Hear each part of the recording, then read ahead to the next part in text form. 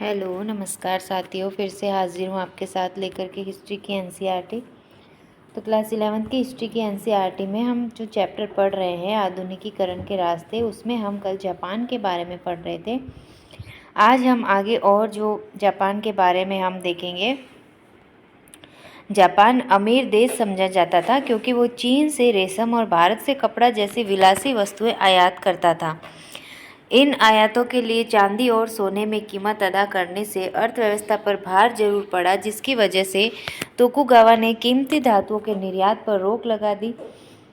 उन्होंने क्योतो के निशीजन में रेशम उद्योग के विकास के लिए भी कदम उठाए, जिससे रेशम का आयात कम किया जा सके। निशीजन का रेशम दुनिया भर में बेहतरीन रेशम माना जाने लगा और मुद्रा का बढ़ता इस्तेमाल और चावल के शेयर बाजार का निर्माण जैसे अन्य विकास दिखाते हैं कि अर्थतंत्र नई दिशाओं में विकसित हो रहा था।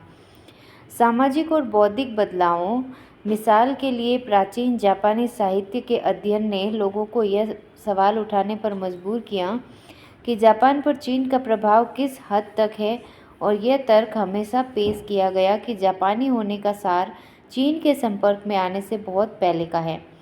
यह सार की कहानी जैसे उच्च प्राचीन साहित्य में और जापान की उत्पत्ति की पौराणिक कथाओं में भी देखी जा सकती हैं। ये मिथकीय कहानियाँ बताती हैं कि इन द्वीपों को भगवान ने बनाया था और सम्राट सूर्य देवी के उत्तराधिकारी थे। यहाँ पे हम देखते हैं निशीजन क्योतो की एक बस्ती है जो कि 16वीं शताब्दी में वहाँ 31 परिवारों का बुनकर संघ था। 17वीं शताब्दी के आखिर तक इस समुदाय में 70,000 लोग थे। रेशम उत्पादन फैला और 1713 में केवल देशी धागा इस्तेमाल करने के आदेश जारी किए गए, जिससे उसे और प्रोत्साहन मिला। निशीजन में केवल विशिष्ट प्रकार के महंगे उत्पाद बनाए जाते थे। रेशम उत्पादन से ऐसे क्षेत्रीय उद्यमी वर्ग का विस्तार हुआ जिन्होंने आगे चलकर तोकुगावा व्यवस्था को चुनौती दी। जब 1859 में विदेशी व्यापार की शुरुआत हुई, जापान से रेशम का निर्यात अर्थव्यवस्था के लिए मुनाफे का प्रमुख स्रोत बन गया। एक ऐसे समय में जबकि जापानी अर्थव्यवस्था पुरानी वस्तुओं से मुकाबला करने की कोशिश कर रही थी।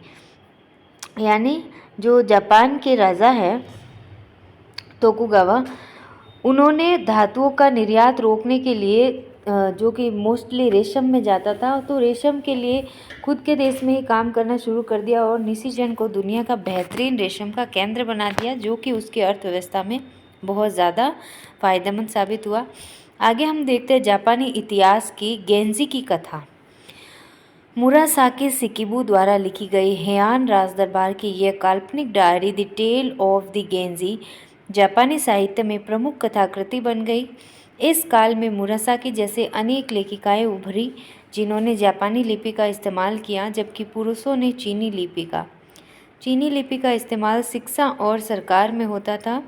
इस उपन्यास में कुमार गेंजी की रोमांचक जिंदगी दर्शाई गई और हेयान राजदरबार के अभिजात वातावरण की जीती जागती तस्वीर पेश की गई। इसमें यह भी दिखाया गया कि औरतों को अपने पति चुनने और अपनी ज़िंदगी जीने की कितनी आज़ादी थी। अब हम देखते हैं जापान का आधुनिक काल, मेजी पुनर्स्थापना के बारे में। 1867 से 68 में जब मेंजी वंश के नेतृत्व में तोकुगावा वंश का शासन समाप्त किया गया, तो मेंजियों की पुनर्स्थापना के पीछे कई कारण थे। देश में तरह तरह का असंतोष था, साथ ही अंतर्राष्ट्रीय व्यापार व कूटनीतिक संबंधों की भी मांग की जा रही थी। इसी बीच 1853 में अमेरिका ने कॉमोडोर मैथ्यू पेरी को जापानी सरकार से एक ऐसे समझौते पर हस्ताक्षर करने की मांग के साथ भेजा जिनमें जापान ने अमेरिका के साथ राजनयिक और व्यापारिक संबंध बनाए। जापान ने अगले साल ऐसे समझौते पर हस्ताक्षर किए। जापान चीन के रास्ते में था और अमेरिका चीन में एक बड़ा बाजार देखता था। इसके अलावा अमेरिका को प्रशांत महासागर में अपने बेड़ों के लिए ईंधन लेने के लिए भी जगह चाहिए थी।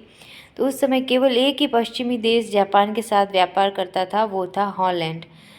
पेरी के आगमन ने जापानी राजनीति पर महत्वपूर्ण असर डाला। सम्राट की अचानक अहमियत बढ़ गई, जिसे तब तक बहुत कम राजनीतिक सत्ता मिली हुई थी।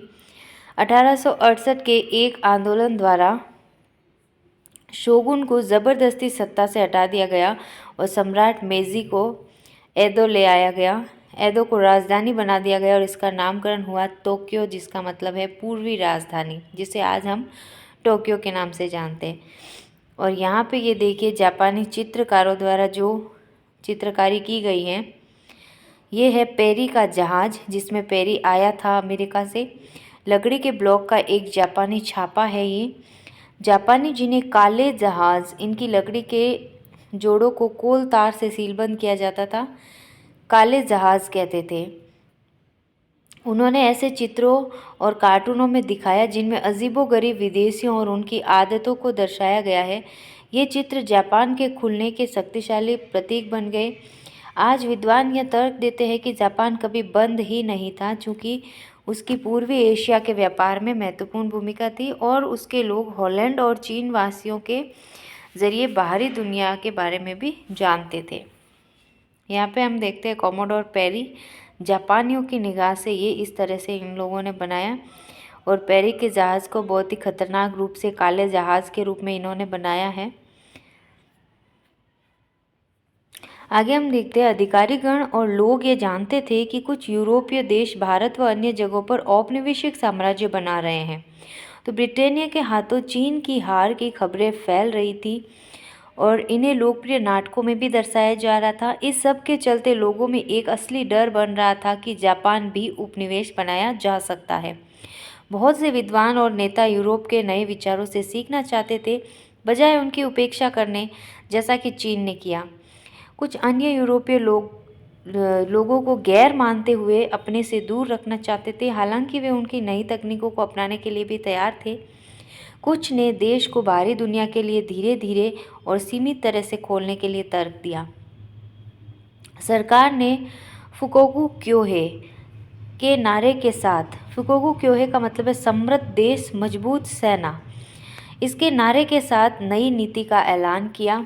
हमें कई बार पूछ लिया जाता है फुकोकू क्योहे किस से संबंधित है, तो इसका अर्थ भी पूछ लिया जाता है समृद्ध देश मजबूत सेना, और ये जापानी नारा है, जापान से संबंधित है। उन्होंने ये समझ लिया कि उन्हें अपनी अर्थव्यवस्था का विकास और मजबूत सेना का निर्माण करने की ज़रूरत है, अन्यथा उन्हें भी भारत की तरह पराधीनता का सामना करना पड़ सकता है। यानी जापानी लोग पहले ही होशियार हो गए थे कि किसी का उपनिवेश बनने से पहले ही वो दूसरे देशों से सीख गए थे। इस कार्य के लिए उन्हें जनता के बीच राष्ट्र की भावना का निर्माण करने और प्रजा को नागरिक की श्रेणी में बदलने की ज़रूरत महसूस हुई। इसके साथ ही नई सरकार ने सम्राट व्यवस्था के पुनर्निर्माण का काम शुरू किया। सम्राट व्यवस्था से जापानी विद्वानों का अभिप्राय है एक ऐसी व्यवस्था जिसमें सम्राट, नौकरशाही और सेना इकट्ठे सत्ता चलाते थे और नौकरशाही व सेना सम्राट के प्रति उत्तरदायी होते थे। राजतांत्रिक व्यवस्था के नमूनों को समझने के लिए कुछ अधिकारियों को यूरोप भेजा गया। सम्राट को सीधे सीधे सूर्य देवी का वंशज माना गया, लेकिन साथ ही उसे पश्चिमीकरण का नेता भी बनाया गया। सम्राट का जन्मदिन राष्ट्रीय छुट्टी का दिन बन गया। वो पश्चिमी अंदाज के सैनिक कपड़े पहनने लगा और उसके नाम से आधुनिक संस्थाएं स्थापित करने के अधिनियम भी जारी किए जाने लगे। 1890 की शिक्षा संबंधी राज आज्ञा ने लोगों को पढ़ने, जनता के सार्वजनिक और साझे हितों को बढ़ावा देने के लिए प्रेरित किया। 1870 के दशक से नई विद्यालय व्यवस्था का निर्माण शुरू हुआ। लड़के और लड़कियों के लिए स्कूल जाना अनिवार्य हो गया। ये बहुत इंपॉर्टेंट लाइन है कि विश्व के अंदर जो अनिवार्य शिक्षा है वो सबसे पहले कहाँ पे 1870 में जापान के अंदर लागू होती है। बहुत ही कितनी तेज़ हम इसको विकसित देश कह सकते हैं कि जब लोगों ने पढ़ाई के बारे में सुना भी नहीं था, भारत जैसे देशों में तो पढ़ाई शुरू भी नहीं होती, उस समय यहाँ पे अनिवार्य शिक्षा लागू हो जाती है। और 1910 तक तकरीबन ऐसी स्थिति आ गई कि स्कूल जाने से कोई भी वंचित नहीं रहा। पढ़ाई की फीस बहुत कम थी। शुरू में पाठ्यचर्या पश्चिमी नमूनों पर आधारित थी, लेकिन 1870 के दशक के आते आते आधुनिक विचारों पर जोर देने के साथ साथ राज्य के प्रति निष्ठा और जापानी इतिहास के अध्ययन पर बल दिया जाने लगा। शिक्षा मंत्रालय पाठ्यचर्या पर, किताबों के चयन और शिक्षकों के प्रशिक्षण पर नियंत्रण रखता था, जिसे नैतिक संस्कृति का विषय कहा गया। उसे पढ़ना ज़रूरी था और किताबों में माता पिता के प्रति आदर और राष्ट्र के प्रति वफादारी और अच्छे नागरिक बनने की प्रेरणा दी जाती थी। यानी भारत जैसे लोगों में जब शिक्षा की ये स्थिति आज आई है। आज से 100-150 साल पूर्व जापान में ये सब कुछ विकसित हो चुका था। यही वजह है कि जापान विश्व की सबसे तेज़ अर्थव्यवस्था या सबसे तेज़ विकसित देश हम इसको कह सकते हैं। यहाँ पे हमें कुछ लिपि दी गई है। जापानी लेख जिसे कांजी चीनी चित्रात्मक चिन्ह कहते हैं, जो लाल कलर से बने हुए, कतकाना नीला और हिरगना हरा। कई बार इस लिपि के बारे में क्वेश्चन भी पूछ लिया जाता है कि कौन सी लिपि कौन से रंग से लिखी जाती है। तो कांजी लिपि चीनी ये लाल रंग से, जो कतकाना लिपि है ये ब्लू कलर की नीले रंग से, और हरे रंग की जो है ये है हिरागना। हिरागना तो ये हरा नाम से मिलता जुलता भी है, और हमारे यहाँ पे नीले रंग को कताई कलर भी कहते हैं। ऐसा हम इसको जोड़ के पढ़ते हैं तो कतकाना नीला हमें याद रहेगा और कांजी लाल, ऐसे हमें याद रखना है। फिर हम देखते हैं अर्थव्यवस्था का आधुनिकीकरण। यहाँ पे एक उदाहरण हमें दिया गया है, इसको भी हम पढ़ लेते हैं जो लिपि के बारे में है। जापानी भाषा एक साथ 3 लिपियों का प्रयोग करती है। इनमें से एक कांजी जापानियों ने चीनियों से 6वीं शताब्दी में ली। चूँकि उसकी भाषा चीनी भाषा से बहुत अलग है, उन्होंने 2 ध्वन्यात्मक वर्णमाला का भी विकास किया, हिरागना और कताकाना। ये दोनों वर्णमाला हैं, और जो लिपि है कांजी ये इन्होंने चीनियों से ली है। हिरागना नारी सुलभ समझी जाती है क्योंकि हेयान कला में बहुत सी लेखिकाएं इसका इस्तेमाल करती थी, जैसे कि मुरासाकी। यह चीनी चित्रात्मक चिन्हों और ध्वन्यात्मक अक्षरों हिरागना अथवा कताकाना को मिलाकर लिखी जाती है। शब्द का प्रमुख भाग कांजी के चिन्ह से लिखा जाता है और बाकी का हिरागाना में। ध्वन्यात्मक अक्षर माला की मौजूदगी के चलते ज्ञान कुलीन वर्गों से व्यापक समाज में काफ़ी तेजी से फैल सका। 1880 के दशक में यह सुझाव दिया गया कि जापानी या तो पूरी तरह से ध्वन्यात्मक लिपि का विकास करे या कोई यूरोपीय भाषा अपना ले। दोनों में से कुछ भी नहीं किया गया, और वही जो चल रहा है वो चल रहा है आज भी। तो हमने देखा यहाँ तक कि किस तरह से यहाँ पे जो है शिक्षा विकसित हुई और नैतिक शिक्षा भी उसमें समावेश कर ली गई थी। आगे हम देखते हैं राष्ट्र के एकीकरण के लिए मेजी सरकार ने पुराने गांवों और क्षेत्रीय सीमाओं को बदलकर नया प्रशासनिक ढांचा तैयार किया। प्रशासनिक इकाई में पर्याप्त राजस्व जरूरी था, जिसे स्थानीय स्कूल और स्वास्थ्य सुविधाएं जारी रखी जा सके। साथ ही ये इकाइयां सेना के लिए भर्ती केंद्रों के काम आ सके। 20 साल से अधिक उम्र के नौजवानों के कुछ अरसे के लिए सेना में काम करना अनिवार्य हो गया। एक आधुनिक सैन्य बल तैयार किया गया। कानून व्यवस्था बनाई गई जो राजनीतिक गुटों के गठन को देख सके, बैठ के बुलाने पर नियंत्रण रख सके और सख्त सेंसर व्यवस्था बना सके। इन तमाम उपायों में सरकार को विरोध का सामना करना पड़ा। यानी ये उपाय करने के लिए सरकार को बहुत सारा विरोध का सामना करना पड़ा, क्योंकि ये उपाय ज़रूरी थे देश के लिए। सेना और नौकरशाही को सीधा सम्राट के निर्देश में रखा गया, यानी कि संविधान बनने के बावजूद यह 2 गुट सरकारी नियंत्रण के बाहर रहे। लोकतांत्रिक संविधान और आधुनिक सेना, इन 2 अलग आदर्शों को महत्व देने के दूरगामी नतीजे हुए। सेना ने और इलाके जीतने के मकसद से मजबूत विदेश नीति के लिए दबाव डाला। इस वजह से चीन और रूस के साथ जंग हुई और दोनों ही में जापान विजयी रहा। अधिक जनवाद की लोकप्रिय मांग अक्सर सरकार की इन आक्रामक नीतियों के विरोध में जाती थी। जापान आर्थिक रूप से विकास करता गया और उसे अपना एक औपनिवेशिक साम्राज्य कायम किया। अपने देश में उसने लोकतंत्र के प्रसार को कुचला और साथ ही उपनिवेशीकृत लोगों के साथ टकराव का रिश्ता कायम किया। अब हम देखते हैं अर्थव्यवस्था का आधुनिकीकरण किस तरह से किया। मेजी सुधारों का एक अन्य महत्वपूर्ण हिस्सा अर्थव्यवस्था का आधुनिकीकरण भी था। इसके लिए कृषि पर कर लगाकर धन इकट्ठा किया गया। जापान की पहली रेल लाइन 1870-72 में टोक्यो और योकोहामा बंदरगाह के बीच बिछाई गई। ये बहुत इंपॉर्टेंट लाइन है कि जापान की जो पहली रेल लाइन है वो कब और कहाँ से कहाँ तक बिछाई जाती है। तो टोक्यो से योकोहामा बंदरगाह के बीच 1870-72 में रेल लाइन बिछाई जाती है। वस्त्र उद्योग के लिए मशीनें यूरोप से आयात की गई। मजदूरों के प्रशिक्षण के लिए विदेशी कारीगरों को बुलाया गया। साथ ही उन्हें जापानी विश्वविद्यालयों और स्कूलों में पढ़ाने के लिए भेजा गया। जापानी विद्यार्थियों को पढ़ने के लिए विदेश भी भेजा गया। 1872 में आधुनिक बैंकिंग संस्थाओं का भी प्रारंभ हुआ। मित्सुबिशी और सुमितोमो जैसी कंपनियों को सब्सिडी और करों में फ़ायदे के जरिए प्रमुख जहाज़ निर्माता बनने में मदद मिली। मित्सुबिशी और सुमितोमो क्या है? प्रमुख जहाज़ कंपनियां। और यहाँ पे जहाज़ कंपनियों को इतना महत्व क्यों दिया जाता है?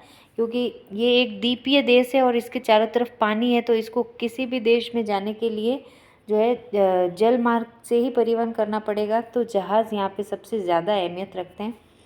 इससे जापानी व्यापार और जापानी जहाज़ों में होने लगा।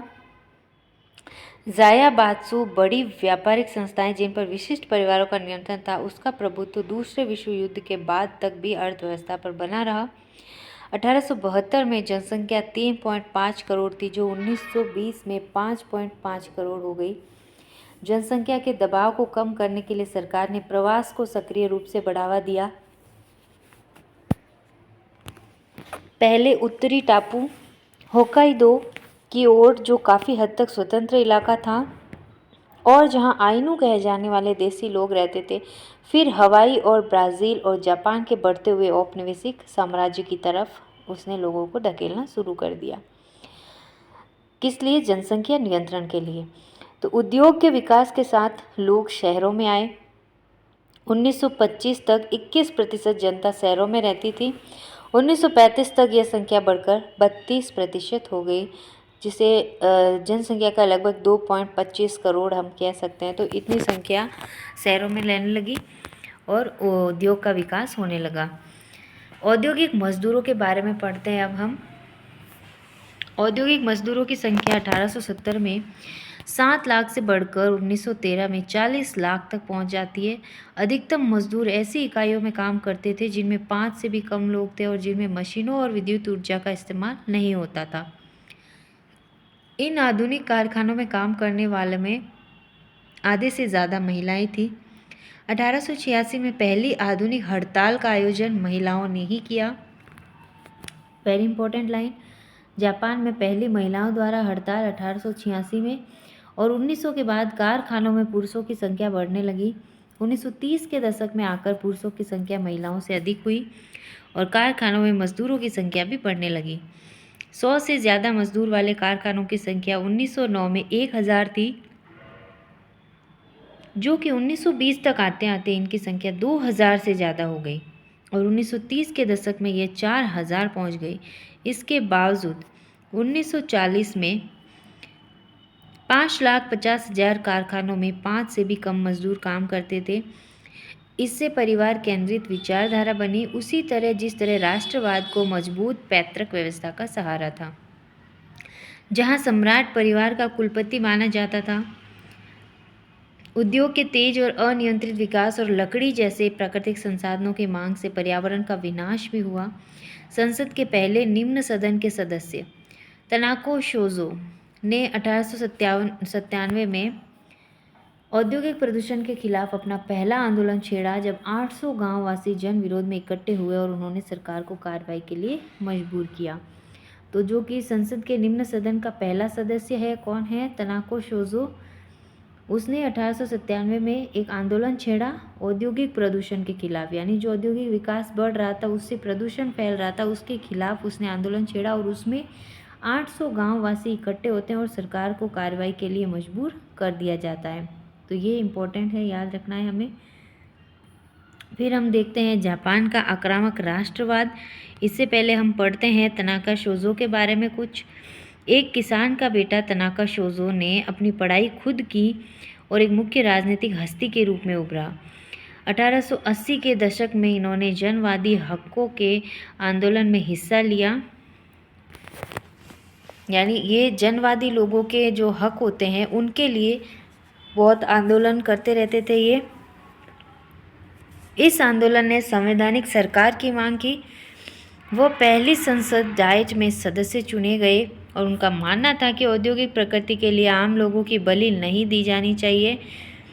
आशियो खान से वातारसे नदी में प्रदूषण फैल रहा था। आशियो खान जो थी उससे क्या था? वातारसी नदी में प्रदूषण फैल रहा था, जिस कारण 100 वर्ग मील की कृषि भूमि बर्बाद हो रही थी और 1000 परिवार प्रभावित हो रहे थे। तो आंदोलन के चलते कंपनी को प्रदूषण के नियंत्रण के तरीके अपनाने पड़े, जिससे 1904 तक जाके फसल सामान्य हो पाई। तो यहाँ पे जो तनाको शोज़ो हैं उनके संसद में चुने जाने, उनके संघर्ष और उनके आंदोलन के बारे में दिया गया है। फिर हम देखते हैं आक्रामक राष्ट्रवाद किस तरह से जापान में आता है, तो उसके बारे में हम देखेंगे हमारे नेक्स्ट वीडियो में। आज के लिए बस इतना ही साथियों, बहुत बहुत धन्यवाद आपका।